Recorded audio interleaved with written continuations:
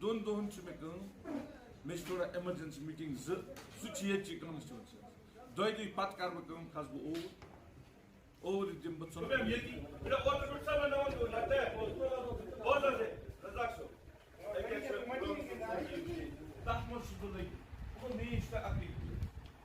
लकन मामलात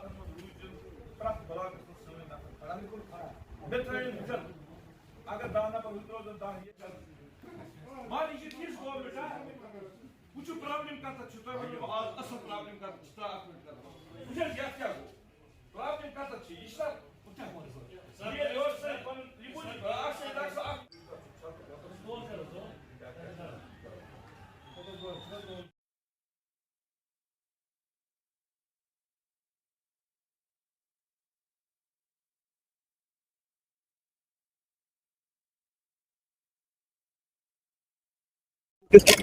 मैंने एक साधारण लेटर जो है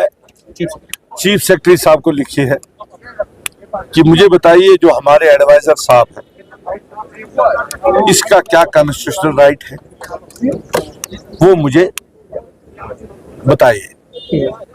तो वो मैंने लेटर लिखी है, मुझे नहीं लगता है कि उसमें कोई गलत बात मैंने लिखी है। तो मैंने एक सीधा एक साफ अल्फाजों में वो जो है उसमें मुझे लगता है कि एडवाइजर साहब को भी कोई दिक्कत नहीं होनी चाहिए। अगर एक बार ये साफ हो जाता है कि हमारे जो एडवाइजर साहब है उसके इख्तियारात यही है तो अच्छी बात है। कल आपने ये भी बोला कि जो जब यहाँ पे सरकार बनी, सरकार बनने के अगले दिन जो है मिनिस्टर तब तक कोई मुझे लगता है शायद 4 ही बने थे कि 5 बने थे, तो हमारे डिस्ट्रिक्ट से भी एडवाइजर साहब का नाम आ गया। तो यहाँ पे भी हमारे डिस्ट्रिक्ट में भी पटाखे वटाखे, हमारे कॉन्स्टिट्यूंसी में बड़े पटाखे उस दिन लोगों ने फोड़े, तो खुश थे लोग कि चलो एक एमएलए बना, दूसरा एडवाइजर बना, इससे जो है इलाके में तरक्की होगी, फायदा ही होगा। अब हुकूमत बनने के बाद आज 5-8 महीने हो गए, जब मेरे सामने ये आ गया, जब मैंने देखा अभी जब डिस्ट्रिक्ट कैपेक्स का जो प्लान हमारे पास आ गया, मैंने देखा कि पिछले साल जो हमें मिला था, डिस्ट्रिक्ट की बात कर रहा हूं, उसमें भी कटौती हो गई है। और अब अगर कुछ थोड़ा बहुत मिला भी था उसमें भी इन्होंने पिछले साल की जो लायबिलिटी थी वो भी डाल दी। उसके बाद मैंने भी पीएचई का रिव्यू किया, डीसी साहिबा भी उसमें थी, तमाम जितने भी एग्जीक्यूटिव इंजीनियर्स, बीडीओज के साथ भी मीटिंग की। तो जो काम यहाँ पे ऑलरेडी जो है हमारे यहाँ पे सैंक्शन, उसमें कटौती होने के बाद हमने ये तय किया कि कहाँ कहाँ पे क्या करना है। और जब पीएचई की मीटिंग हमने की, उसमें पीएचई वालों ने कहा कि हमारे जितने भी जो जल जीवन मिशन के जो काम थे उसमें जो है जो कॉन्ट्रैक्टर्स है, कोई श्रीनगर का है, कोई कहीं का है, उन्होंने काम बंद किया है क्योंकि उनका जो है बिल जो है ट्रेजरी में है, तो उनके पैसे नहीं मिल रहे हैं। कोई 7,000 करोड़ की लायबिलिटी है, इसलिए हमारे जितने भी जो नए स्कीम्स थी वो ठप है, कोई काम नहीं कर रहा है। किसी जगह उन्होंने कहा मोटर नहीं है, किसी जगह उन्होंने कहा पाइप की कमी है, किसी जगह उन्होंने बहुत सारे जो है। तो बहरहाल उस पर हमने उनको कहा कि मैंने उनको मीटिंग में कहा कि अगर आपको कहीं पे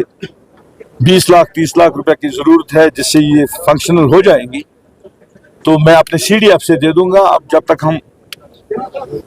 जो पैसा वहां से रिलीज होना है टाइम लगेगा, तो लोगों को बहुत ज्यादा मुश्किलात है पीने के पानी की।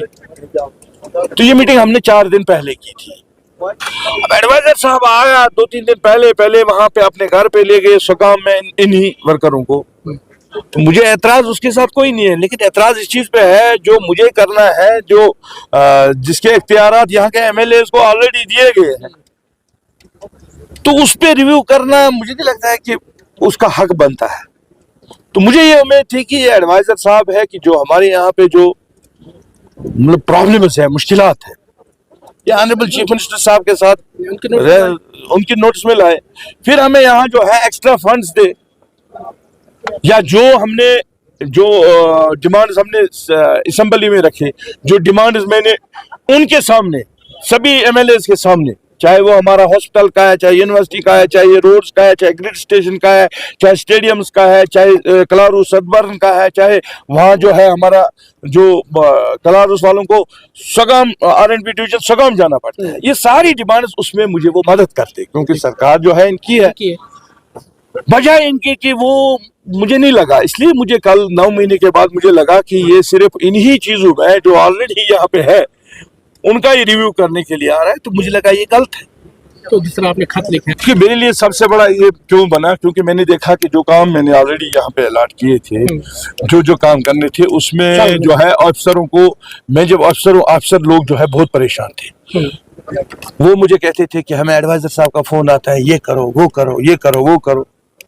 भाई मैंने कहा कि एडवाइजर साहब को अगर कोई काम कराना है वो कुछ नए फंड्स लाए फिर कराए, मुझे कोई एतराज नहीं, वो आज भी अगर आते हैं कुछ लेके आते हैं मैं उनके साथ साथ चलूंगा। मैं चाहता हूं कि वो इससे उसको बड़ी कुर्सी वहां मिले, लेकिन यहाँ डिस्ट्रिक्ट के लिए कुछ करे।